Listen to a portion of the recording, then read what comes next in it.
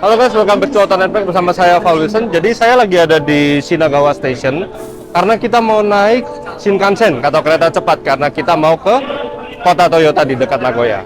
Let's go. Dari Shinagawa kita menempuh perjalanan sekitar 1,5 jam naik Shinkansen ke Hamamatsu. Lalu untuk ke kota Kosai kita masih harus lanjut perjalanan sekitar 40 menit naik bus dari Hamamatsu. Nah sekarang kita lagi ada di provinsi Shizuoka, lebih tepatnya di kota Kosai. Ini adalah kota kelahiran Sakichi Toyoda. Nah sekarang kita mau main ke rumahnya Toyoda. Begitu masuk ke dalam halaman kita langsung disambut dengan monumen Sakichi Toyoda itu sendiri. Nah rumah ini adalah rumah di mana Sakichi Toyoda lahir, dibesarkan, dan ini adalah juga tempat di mana beliau riset sampai menemukan mesin tenun otomatis untuk pertama kalinya. Nah, di Memorial House ini akan ada guide yang akan menjelaskan dari riwayat hidup Sakichi Toyoda sampai menjelaskan denah dan bagian-bagian dari rumah ini. Ini kita lanjut jalan ke barn atau ke lumbung gudang padinya rumah ini. Dan ini adalah tempat di mana Sakichi Toyoda ini diam-diam melakukan risetnya untuk menemukan mesin tenun otomatis. Begitu masuk ke dalam kita langsung melihat prototipe mesin tenun yang dirancang oleh Sakichi Toyoda sendiri di dalam gubuk ini.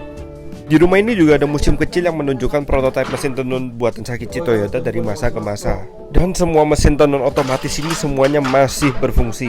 Dan kita ditunjukin secara langsung cara kerja mesin tenun ini. Lalu ke sebelahnya juga masih ada prototipe mesin tenun kedua yang sudah dipatenkan oleh Sakichi Toyoda.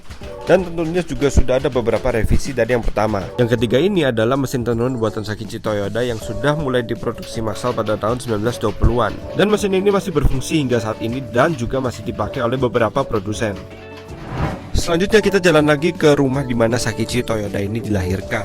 Tapi rumah ini tuh udah dibangun ulang oleh pengelola dan dibuat semirip mungkin dengan rumah aslinya, yang artinya rumah ini adalah replika.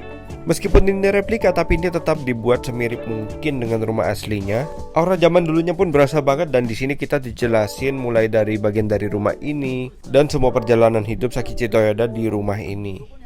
Nah, kita lagi ada di Toyota Kurogaike Memorial Museum. Jadi museum ini yang menyimpan sejarah-sejarah model mobil Toyota. Dan ini lokasinya di dekat kota Nagoya. Jadi ada apa aja isinya? Stay tune terus. Museum ini dibangun pada tahun 1974 sebagai bentuk selebrasi Toyota memproduksi mobil ke-10 jutanya. Begitu masuk ke dalam kita langsung disambut dengan mesin tenun otomatis yang sama seperti di museum rumah Sakichi Toyoda. Sebenarnya ini mesin yang sama seperti di rumah Sakichi Toyoda tadi, tapi ini untuk reminder saja kalau Toyota itu dulu dimulai dari produksi mesin tenun ini. Nah, yang di sini kita dikasih penjelasan lebih detail soal teknis dari mesin tenun ini, mulai dari cara kerja mesinnya, cara kerja ganti selongsong benangnya, sampai ditunjukin cara mesin ini berhenti sendiri kalau misalnya ada satu benang yang terputus. Kita lanjut ke ruangan utamanya, yaitu Toyota Establishment Exhibit Room. Kalau di Memorial House tadi itu tentang Sakichi Toyoda, yang ini tentang Kiichiro Toyoda, anak dari Sakichi Toyoda itu sendiri. Diorama kisah hidup Kiichiro Toyoda, miniatur mobil buatan Toyoda, dan sampai mobil-mobil pertama buatan Kiichiro Toyoda.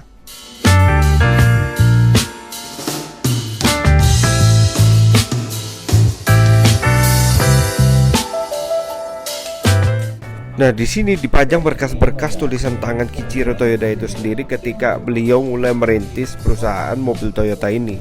Dan semuanya masih tersimpan rapi meskipun beberapa kertas kondisinya sudah tidak sempurna.